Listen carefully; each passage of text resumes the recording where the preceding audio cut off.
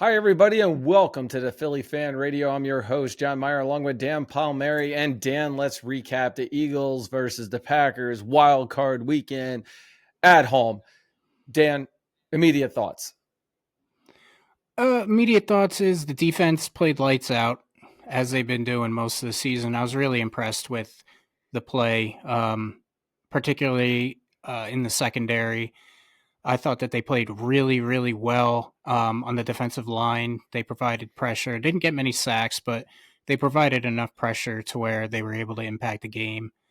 Offensively, we'll get into it, but I thought they were really stale. I didn't see much creativity. It was kind of just a basic game plan. I'm not sure why it was like that, but they won, so you can't complain too much. But yeah, there were things that I think offensively that could have been done, and I didn't see a real good plan going in personally.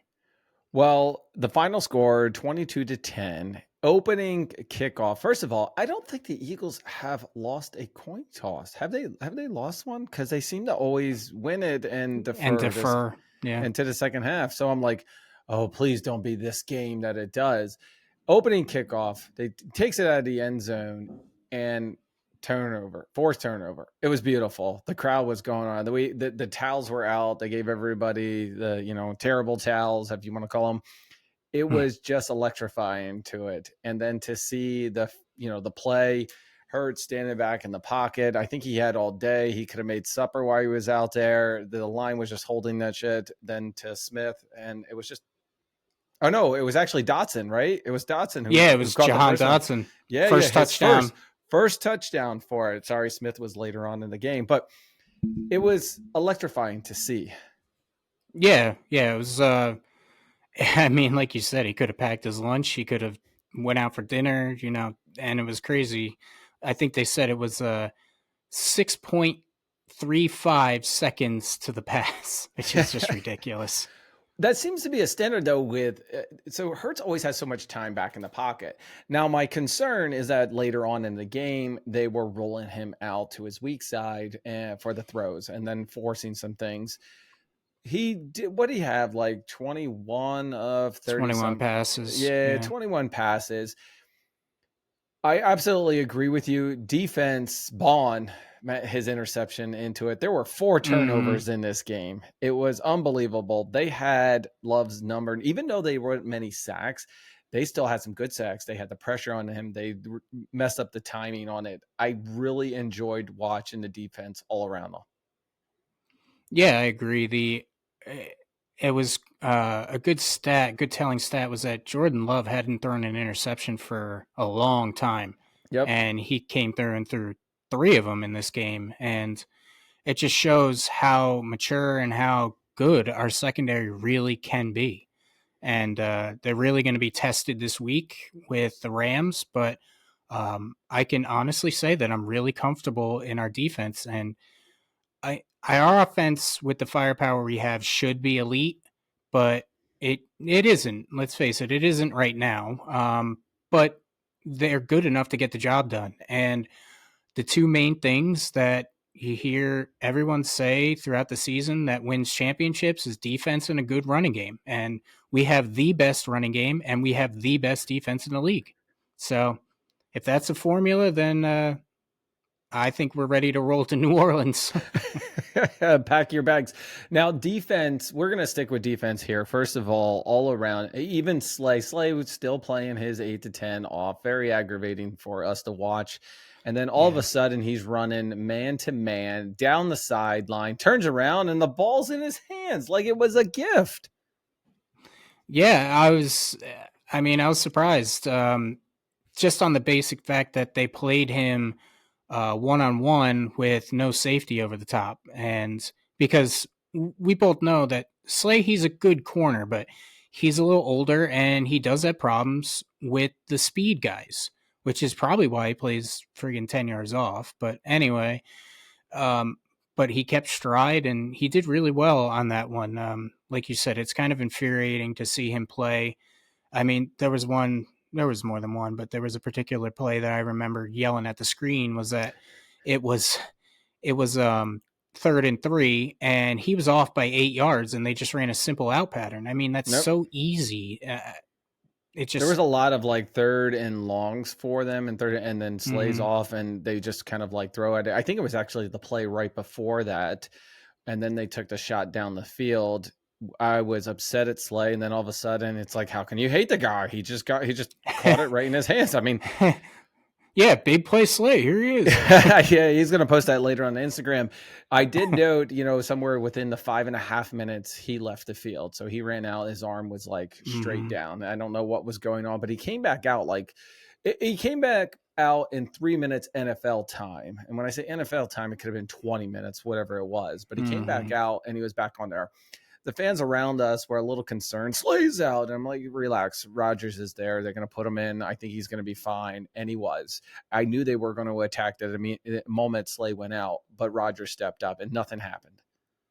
Yeah, and we've seen that throughout the year, right? I mean, Slay was out there. I think he was out a full game, but there's been other times, it kind of seems like every game, that he's out for a few plays or he's out a quarter because of an injury.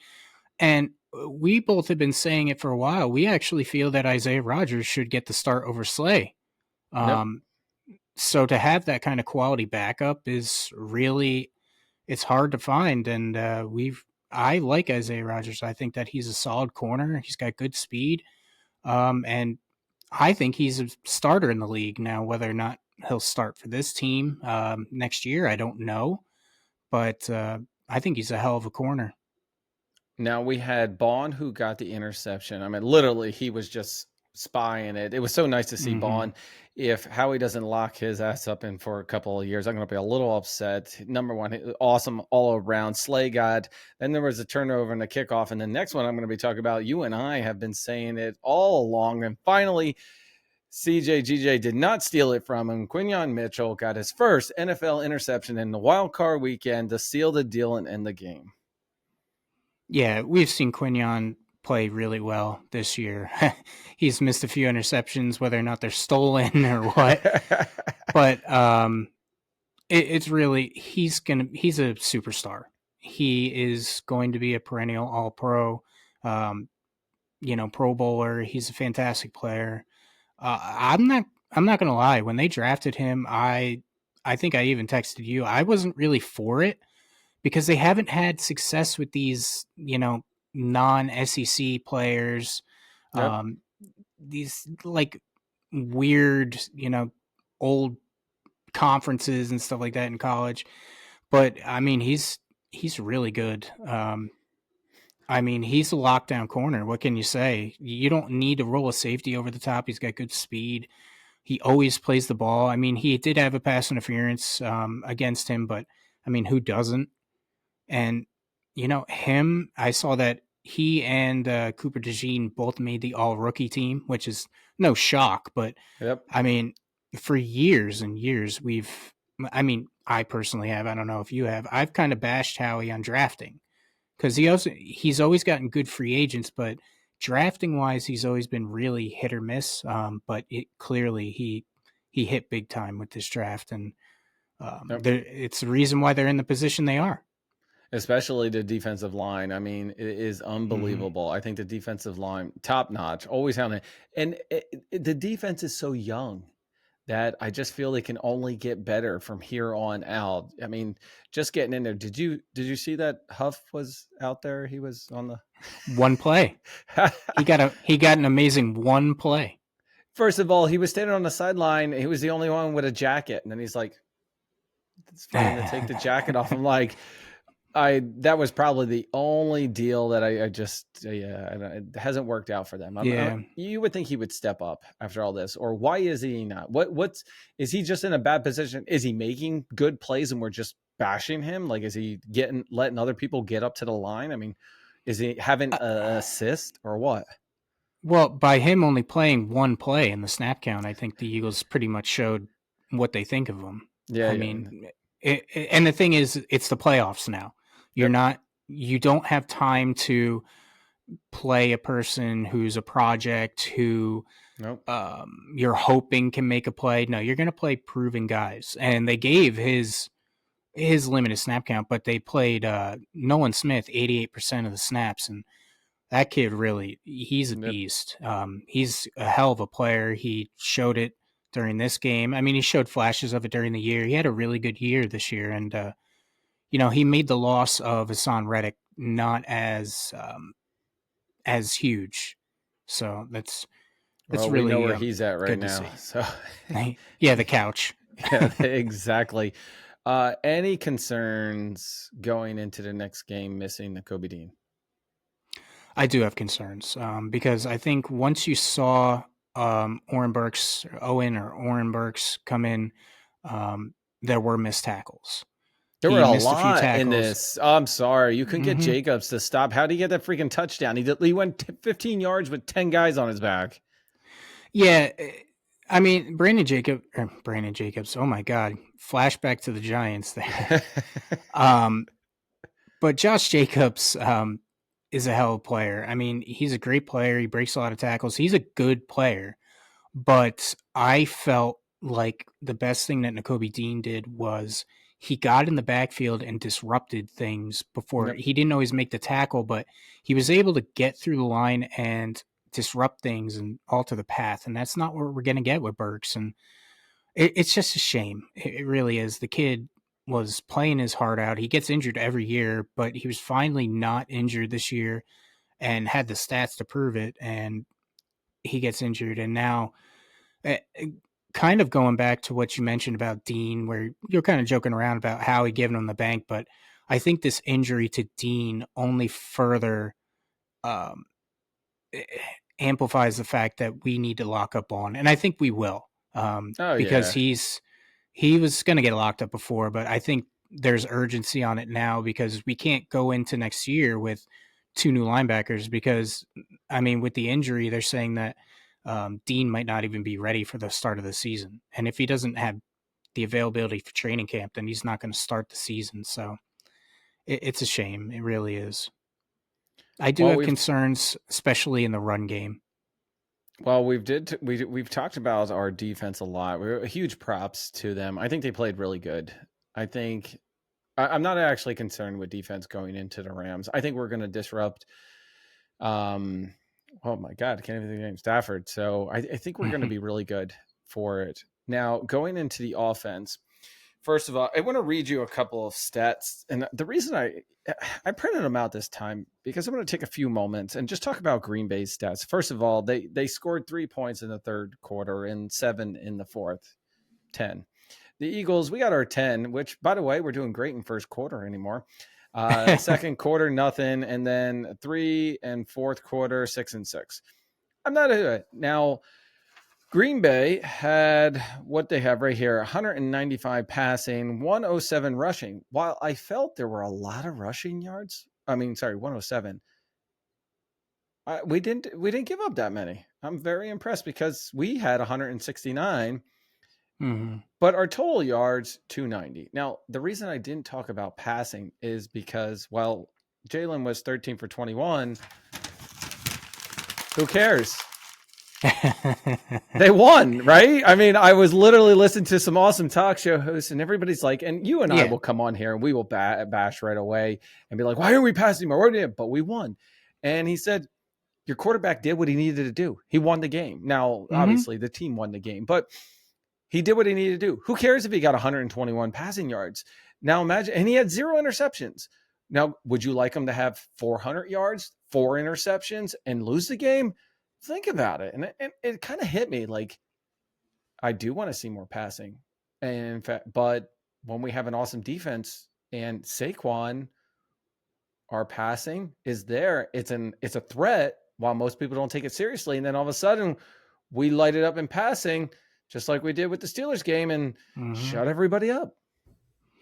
Yeah, I think it's just a culture change. The NFL's built on passing. The quarterback is the most important person on the field regardless, but I mean, you see people putting up 300 yards statistically, and that's just not us. I do feel that the passing, kind of going back to the play calling, it was stale. Yep.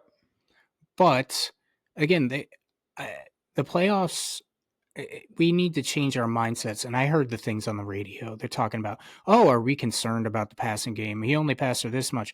And I'm with you. Who gives a shit how much he passed for? Well, they won the game. And to be honest with you, they didn't execute in certain areas, but it didn't feel as close as it should have been, or Yeah. as close as the score represented. I mean, Barkley could have ran for that touchdown, making it 29-10, but he didn't. But it doesn't really matter. I mean, they won the game. They were solid in the running game, which is what they've been all year round. I think they will pass the ball a little bit more coming up because I don't see them only giving A.J. Brown 2 targets. I mean, that's just, you just don't do that. 1 catch, 2 targets. And Mm. while I do have the question because Hurts came in off of concussion, so he's been a little out for a while. Do you think Hurts was just a little rusty going into it? Any concern? You just, feel like going into the Rams game, he'll be back. He's got his full mind and prep into this. I think it was a little bit of rust. And I just saw him a few times throwing off his back foot. He could have set his feet and he could have went. He was throwing a lot of low balls. Yep. And I just thought I saw him not really plant his foot and drive off of it, which is fixable. I just think that he wasn't comfortable out there. But to be honest with you, you're not going to be comfortable if you haven't played. And that's something to say that it's rusty. I'm not sure. I thought they played a lot better passing the ball when they went to hurry up, which is more instinctual. But I mean, the concern with Hurts has always been he doesn't read the field fast enough. And we saw those things manifest in this game. But like you said, we don't need a prolific passer in this offense. We need a point guard. And he did good enough to win the game. I mean, he came through clutch when he needed to. He had some key runs. And, the one thing that you're always concerned with is concussion. Will there be hesitancy when you're running to slide? And I saw him taking on people, head first. And I think that's good. Hopefully he doesn't get injured. But I didn't see hesitancy. And I think overall he did what he's supposed to do. I don't care if we pass for 5 yards. If we win the game in the playoffs, who gives a shit what we do? Because there are going to be teams like the Steelers. There's going to be times when people are going to load the box and they're going to try to blitz you. And if you blitz us with our 2 wide receivers, good luck. Have fun. Because the Steelers tried to do it. How'd that work out for them? One of the things just that the way I it would is. love to see is some quick slants and let AJ do his magic. I saw one Devontae cross the center or whatever, and I think just 5 yards out. We don't always have to go the long deep ball like the and you said it, the stale offense, and it felt a little stale. There wasn't any wow factors. We weren't throwing some of the long ones. There was a couple, but it was covered by 3 guys, so it was very and it was not able to get it. It was the 4th and 1, 3 and 1, right? I actually love that. Yeah. I don't think anybody in the crowd was upset on that trick play. He had 2 defenders on him though, pulled out, and the ball wasn't in his area to get, to throw it. But then we got it on the tush push right afterwards. I thought it was pretty cool. Yes, people are going to be expecting that. Maybe you have Saquon roll out to the side and run it, whatever, do something. But I do feel that we should have some quick slants. The hurry up offense sometime is great. Instinctual, just like you said. It allows them to just drive with it. I think if he goes, taking too long to go through his progressions, know where the guy's at, trust your receiver. But at the same time, it's like a bittersweet thing. We won. Yeah, we won. But I mean, we're fans of the team. We can see what's going on. We just hope it doesn't come back to bite them. Yep. But I strongly feel that I have confidence in this team that it won't come back to bite them because I have a feeling that they'll execute. And I mean, I haven't felt this way in years, saying that, I have a feeling that I have faith that they can execute in key moments, mainly because our defense is going to present us with opportunities to come back, and because of how good our defense is, we're not going to get blown out. So we're going to always be in the game. And I think we'll be fine. I mean, the thing is good luck stopping our run. I don't care if you know it's coming or not. You can load the box with 8 people. If you're running a read option and Hurts just pulls the ball and runs out the backside, you're done. Yep. If you play Hurts on the read option, then you got Saquon up the middle and you're done. I mean, a lot of teams don't do it. I mean, we see it with the Ravens. They're doing it, and us. And it's not a mistake, or it's not, a coincidence that we ran for 2,000 yards with Saquon this year. It's our offense. And you know what? For years, we go back to the Jim Johnson days. We wanted a tough, punch you in the mouth offense and a punch you in the mouth defense. And that's what we finally have in Philly. And it's serving us well. Before I get back to the offense, that actually brings up a cool comment, is because the same commentator or host that mentioned, like, who cares? He won. When he played 9 years in the NFL, he was talking about, he goes, dude, I'm not your friend on the field. I'm going to get in there. I'm going to punch you. I'm going to get it. Oh, we're going to be tough. I'm not helping you up. Listen, I'm here to win the game. I want a tough defense. And I'm on both sides of that. Obviously I don't want anybody to get hurt, but at the same time, like, I want them to play with their hearts out. Going back to the offense, what did you think of Goedert there, right there? Double stiff arm. I've seen some videos where they're like doing the PlayStation. Why stiff arm? Why? And this is his second game back. He played against the Giants, which was good to get him into the thing for the wild card. I absolutely loved that heart of him stiff arming it and going for like 20 yards to the end zone. Yeah, absolutely. I've always been a fan of Goedert. It's just the main thing is he can be an elite tight end. The main thing is can he stay on the field? Yeah, he's not healthy long enough. Yeah, exactly. But he is a monster. Yep. He can break tackles. He is very athletic, and those stiff arms are brutal. Absolutely brutal. He's like the one arm grab, and then he's like, one. No, mother, get out. One. I felt so bad for the corner. The corner's like, please. And he's just getting shoved aside. It was just, it was great though. It's like that one where the big tall guy's holding a little kid down like this with his hand and like holding him back. And the kid's swinging, like, he's trying to swing and get him. Yeah, exactly. Like, no, man, get away with it, a little fly. Okay, I have to ask, and I know it's been the talk and everything. What'd you think of AJ reading his book? Did you buy anything? No, but it's the #1 seller on Amazon. It is, I heard. Anything to make a media storm. I mean, I saw brief clips of the media bashing him, saying, "Oh, well, if he had 10 catches for $125, would he still be reading a book on the sideline?" I don't give a shit if he's reading a book. It's not disrespectful. He's not creating a problem. I think it's just anybody wants to come out and just tear him down and tear down the team. And I mean, they did it earlier with the whole comments towards Hurts. And I believe some of that was he was pissed, but it was also blown out of proportion. And clearly that's what they want to do now. They want to blow it out of proportion and say, well, he's a diva. And sometimes he can be a diva, but he's not a Terrell Owens. I heard that comment of somebody said doing the sit-ups out there. Yeah, he's not going nuts out there. He's not like having a temper tantrum. He's not, flipping out and running off the field and taking off his shirt like Antonio Brown did. I mean, he's fine.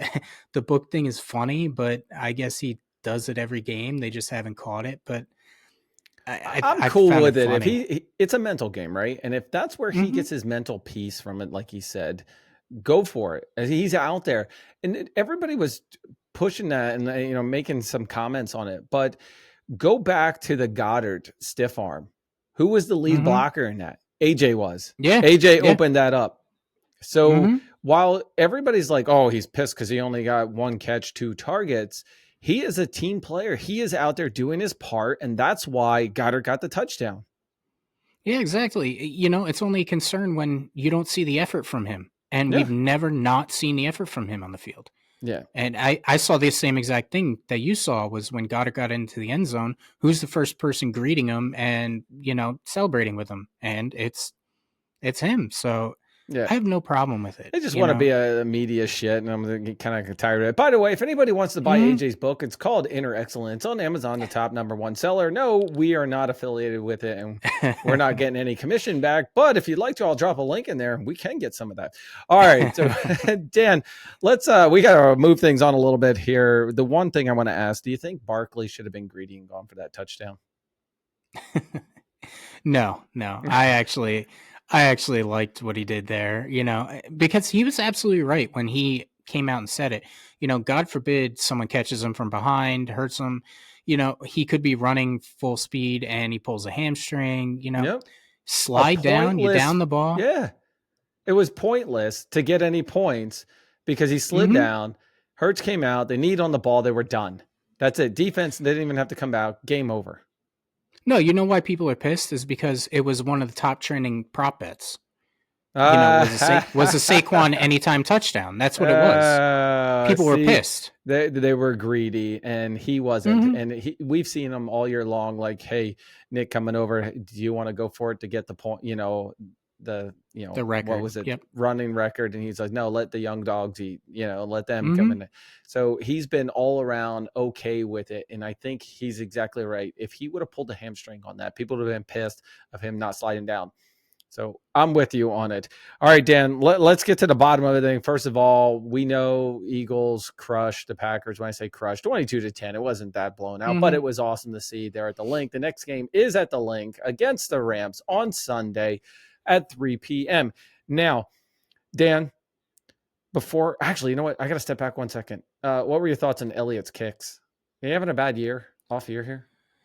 I'm concerned. I've come on our podcast every time and I say, I'm not concerned.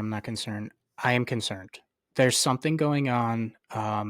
And for a good portion of the game, we were only up by 6 and I was panicking because I was saying this score, we're only up by 6 and they're going to go down and get a touchdown. We can't have him be a liability. Obviously, they're not going to get anybody else at this point, but for me to say that I'm not concerned, it would be a lie. I'm very concerned at this point. I was hiding my head in my hands every single time he was going for field goals. Oh, absolutely. I was literally looking. There's my wife trying to console me. She's like, it's going to be okay. I'm listening, waiting for the crowd. I'm like, please.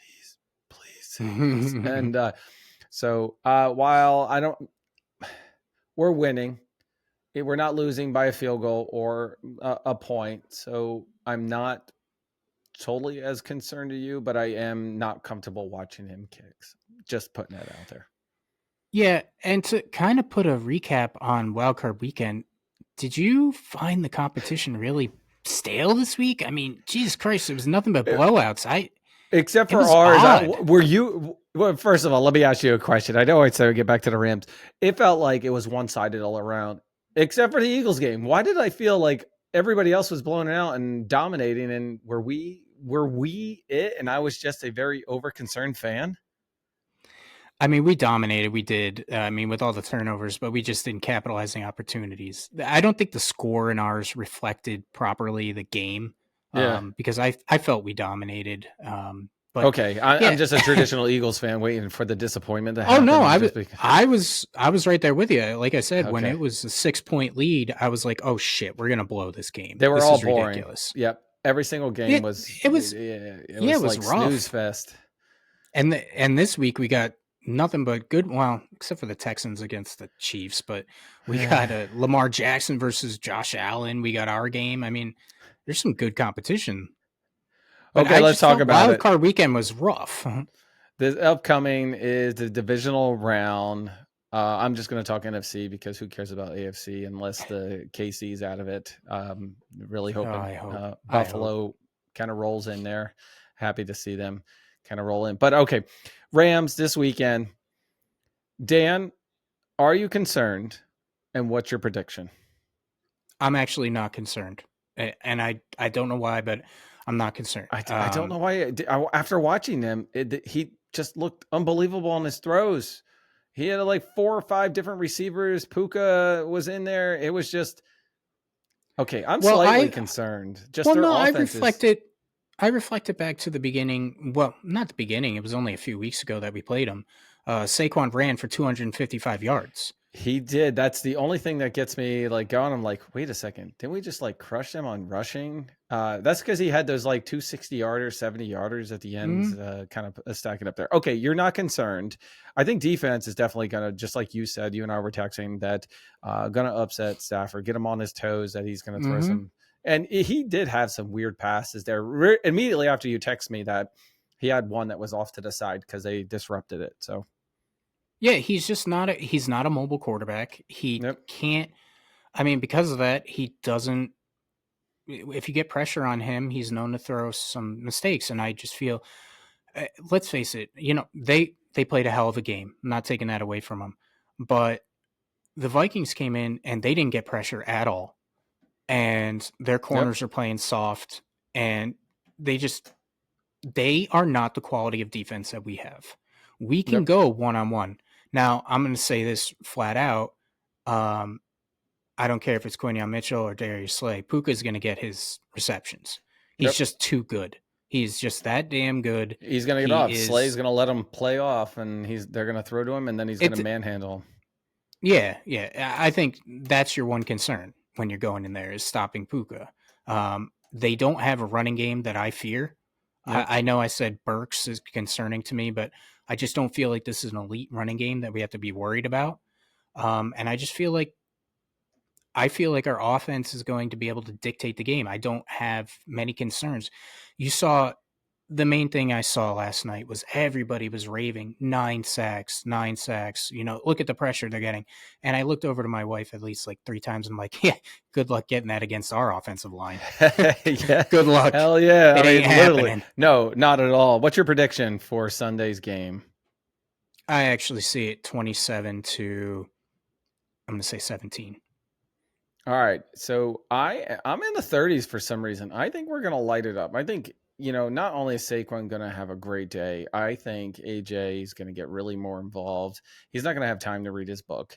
So he's going to be jumping in there. I'm going probably, I'm in a 30, 35 maybe. We're just going to 21. That would be amazing. That would be incredible. I hope it is that. I mean, it's still within 2 possessions. I would love 3 possessions. Why I don't feel 2 possessions is comfortable, because once you get the other one, then you're really kind of close. And that's my thing. But okay. Now, Dan, also Washington against the Lions. I'm rooting for Washington because then we have another home game. We have the NFC Championship at home. Yeah, that would be insane.